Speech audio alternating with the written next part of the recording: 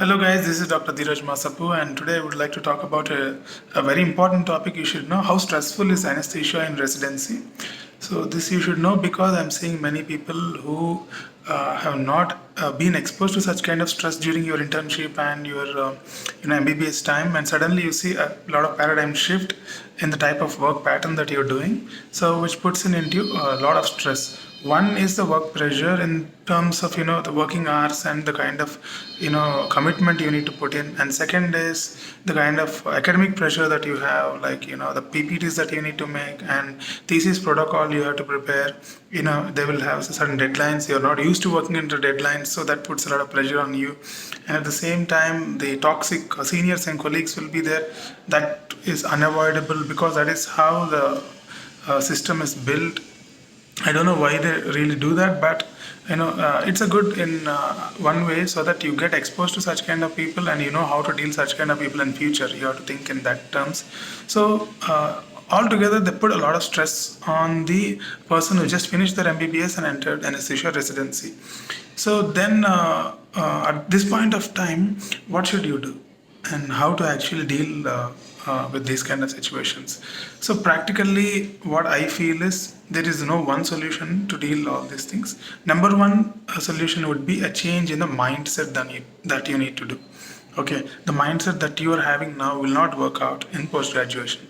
So you need to change your mindset that you have to think that you're a student and you need to put in, you have to go all in, and then you need to work at the same time you have to study. That is a mindset change, and you have to think like a winner. Don't always feel bad why this is happening to me, why they're scolding me and all that. They're doing it with a purpose. Your senior is scolding you so that you will focus on something else, and your assistant professor or associate professor is scolding you because they are finding some mistake in the procedure or something you're doing, and they're trying to correct that. Okay, you have to think like a winner and think that they're trying to correct you and they're trying to get the best out of you, and you will develop into a different version in future. So that is what you need to think. So that is the number one mindset change. Number two is you have to think big. See, what you have to understand is your life will not be like this. So next you will become a consultant somewhere, or you might become a head of a department in future, or you might be in Dubai or Middle East, or you might be in USA or UK or some country. So that is a big dream that you should have in future. So when you're heading such a position, you need to have certain skill sets. So that is what you're building now. So whenever you build a skill set, it will be uncomfortable. You have to understand that.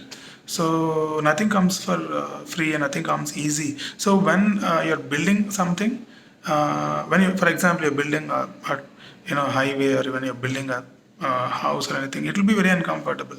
So you have to go through this uncomfortable phase now, so that you can reap the fruits in future. Okay, you can check out my interview which I did with Dr. Balavenkat recently, where he spoke about how to grow and all these things, which might give you some kind of motivation.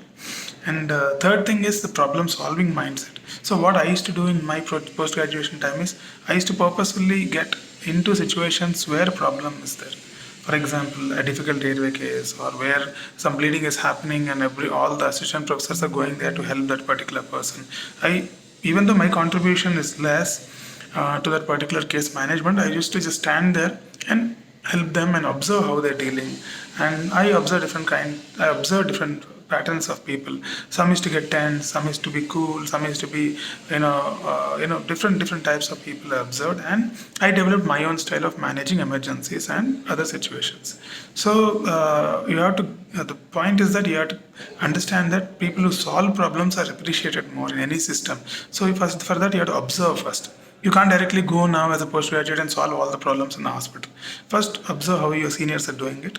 So get stuck with all the problems, or get into situations where problem is bound to happen or is happening.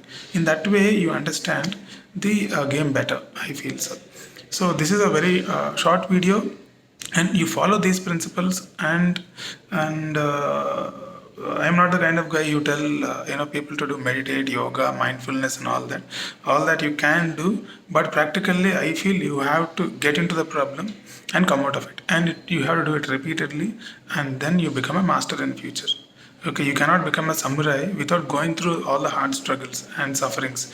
You have to go through all the hardship and suffering and struggle and everything, and then automatically everything comes into your comfort zone. Okay, so a difficult airway, a bleeding patient, or a difficult patient, breaking bad news, and all difficult situations should come into your comfort zone. They will come only when you are stuck with problem multiple times. Okay, so that is what I wanted to tell in this video, and that's it, guys. Thank you very much for following the video, and good luck for all of you who have taken anesthesia, and hope we'll meet in some conference in future and we can have one-on-one discussions there. Thank you.